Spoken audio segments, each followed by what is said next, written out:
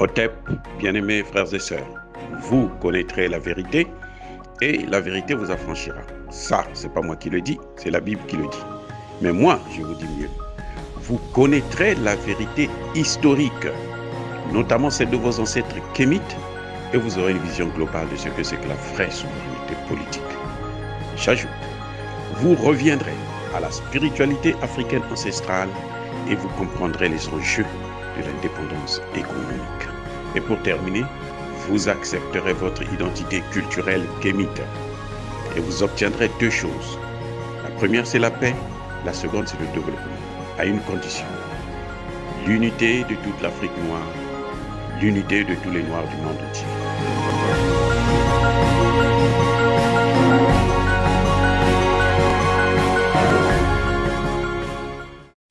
Otep à tous, bien-aimés frères et sœurs. Emmanuel Macron au Brésil. Une mission de quelques jours. Pendant que Alassane Ouattara l'attend chez lui, à l'Élysée, comme si c'était son paillasson. Incroyable, mais vrai. Ça, c'est typiquement africain. Mais ça, c'est les Africains de la petite zone. Ah oui, c'est incroyable. Bref, Emmanuel Macron est allé au Brésil. Que veut Emmanuel Macron? Que cherche Emmanuel Macron? Vous savez quoi? Eh ben, il n'est pas allé pour la coopération entre le Brésil et la France. Emmanuel Macron a besoin du soutien de Lula pour convaincre Poutine, afin que Poutine puisse lui laisser une partie de l'Afrique. Je répète, Emmanuel Macron est allé en Russie, et plutôt au Brésil, pour rencontrer Lula. Pourquoi il veut rencontrer Lula? Emmanuel Macron n'arrive plus à supporter les coups qu'il est en train de prendre en Afrique par Poutine. Surtout depuis qu'il a vu que les États-Unis, qu'il croyait invincibles, sont devenus vincibles au Niger. Les États-Unis sont chassés parce qu'ils sont là illégalement. Ce sont des monstres qui n'ont rien à faire chez nous, en Afrique et notamment au Niger. Nous voulons des gens qui viennent coopérer, pas des gens qui viennent avec des bases militaires secrètes. Parce qu'il y a deux bases militaires, la base 101 et la base 102. Il y a aussi la base 103. Mais ça, c'est une base qui n'est connue ni par le gouvernement du Niger, ni par le gouvernement américain. C'est-à-dire que c'est incroyable. Donc, quand Emmanuel voit ça, il se dit que mais on va les chasser au Tchad aussi. Au Sénégal, si Bassirou ne fait pas le travail, on va le virer. Et on va le virer avec la France, avec. C'est-à-dire qu'on va jeter l'eau et le bébé en même temps. C'est ça le problème. Donc, Emmanuel Macron a peur. Emmanuel Macron tremble. Je vous ai dit qu'Emmanuel Macron, en France, là, il se balade avec un gilet. Hein. Il a triplé sa garde. Maintenant, comme Poutine ne veut pas négocier avec lui, les militaires français qu'il a envoyés là, on les a tous neutralisés. Les Shadows, les Scarps des Français, autres là, tout ça là, même le Taurus des Allemands là, ça ne fait pas le poids avec ce qui est en train de se passer en ce net moment là. Au moment où nous sommes en train de parler là, au moment où je suis en train de réaliser cette vidéo. Les gens s'inquiètent maintenant de la prise de Kiev. Mais oui, des généraux américains vous disent que si on ne fait pas attention, Kiev va tomber. Odessa, c'est connu, hein? Ça, je vous ai déjà dit ça à plusieurs reprises.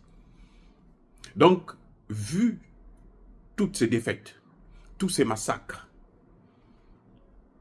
tous ces chaos, toutes ces victoires, ils ont voulu jouer avec ce groupe de terroristes qui ont attaqué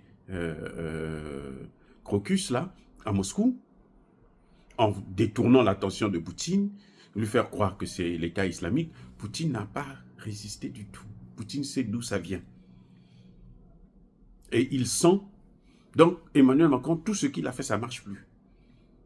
Il sait qu'il est lâché par les Américains. Puisque les Américains ont gardé des relations,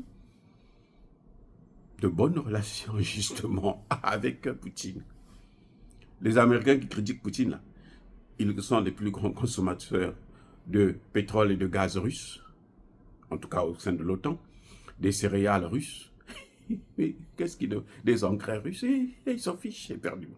Donc Emmanuel Macron se rend compte qu'il s'était trompé, qu'il fallait mieux, il valait mieux libérer les pays africains pour que ces pays-là puissent lui donner encore un peu d'espace pour venir normalement dans le cadre du gagnant-gagnant. Or là, il est en train de tout perdre, même le gagnant-gagnant, là, ça ne va pas marcher. Et je suis presque convaincu que ce qui va se passer au Gabon, là, à la fin du mois d'avril, avec cette conférence-là, les gens demanderont le départ de l'armée française. Qui va l'arrêter? C'est pas Oligui, parce que Oligui, là, c'est le peuple. Je vous ai déjà dit, Oligui ne peut rien faire s'il n'a pas le soutien du peuple. Mais nous savons que, à cette conférence-là, qui est en train de s'ouvrir là, dans quelques jours, la semaine prochaine, la finalité, là, on va demander aux Français de partir. On va demander à Oligui de changer le CFA. Il va faire quoi? Il sera coincé. C'est ça qui va sauver aussi le Sénégal. La population doit, la jeunesse là, doit ouvrir les yeux. Ces histoires-là de Mali, Burkina dans la CEDEAO, là, il faut oublier ça. Il n'a qu'à régler les vrais problèmes. S'il ne règle pas les vrais problèmes, on va être derrière lui. C'est dommage parce qu'on aurait dû comprendre ça avant, mais bon, c'est pas grave. On va continuer la guerre. La lutte continuera. Donc Emmanuel Macron, lui, il est en train de voir tout ça.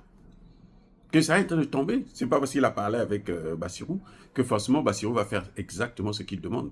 C'est pas sûr, puisque Bassirou lui-même, il est tenu, nous l'avons parlé, hein, vous voyez, on l'a tenu bien fort là. S'il bouge, il a 2 femmes. Hein. Il a 2 de nos sœurs. Donc nous, on l'a, il est coincé. À gauche, il est coincé. À droite, il est coincé. Il va aller où? Il est dans nos mains. On va le gérer. Et c'est ça qui fait peur à Emmanuel Macron. Parce qu'il se rend compte qu'il ne peut pas vaincre la Russie sur le terrain africain. Oui. La Russie n'a pas de passé colonial. La Russie ne vient pas pour un passé colonial. Au contraire, l'intérêt de la Russie, c'est ce que Emmanuel Macron aurait dû faire. C'est-à-dire laisser une voie, une liberté, une autonomie à ces pays pour qu'ils se développent. Et puis maintenant, on profitait d'avoir un grand marché. Vous savez, les 15 pays du franc CFA, là. Mais s'il n'y avait pas le CFA, si ces pays s'en sortaient, mais ce serait un grand marché pour la France. Vous ne pensez pas? La France a préféré choisir le domaine, il faut les bloquer pour qu'ils ne puissent pas avancer. Les Russes viennent et disent, non, je vous aide à avancer, et puis moi, je veux avoir ce marché-là. Voilà le vrai problème. Et Emmanuel Macron se rend compte que même les Américains ne peuvent plus le sauver. Donc, il cherche des moyens pour repartir, renégocier avec Poutine. Or, Poutine a déjà dit qu'il ne pourra pas lui céder quoi que ce soit. C'est fini. La hache de guerre est déterrée. C'est à lui, là, quand tu as tiré le vin, il faut le boire jusqu'à la lie. Dire cela, c'est inciter à la haine ou à la violence, non. Le voyage d'Emmanuel Macron, là, il reviendra bredouille. Parce que Lula, lui-même Lula, là, ne peut pas convaincre Poutine. Ne peut même pas dire un seul mot à Poutine sur l'Afrique, puisque l'Afrique veut maintenant sa liberté. Soyez bénis, abondamment bénis par le Dieu de Kémit et par nos ancêtres angélisés.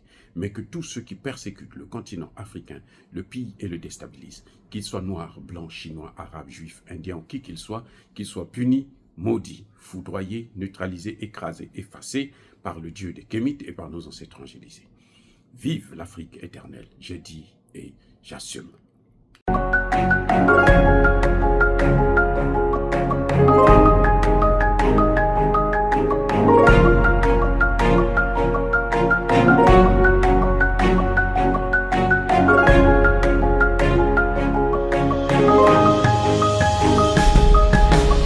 Eux, ils marchent par la foi et non par la vue. Mais moi, je vous conseille vivement de marcher par la connaissance scientifique et historique, notamment celle de nos ancêtres kémites, par les 5 sens et par l'intelligence. Hotep, vive l'Afrique éternelle et que Dieu vous bénisse. Abou Apia.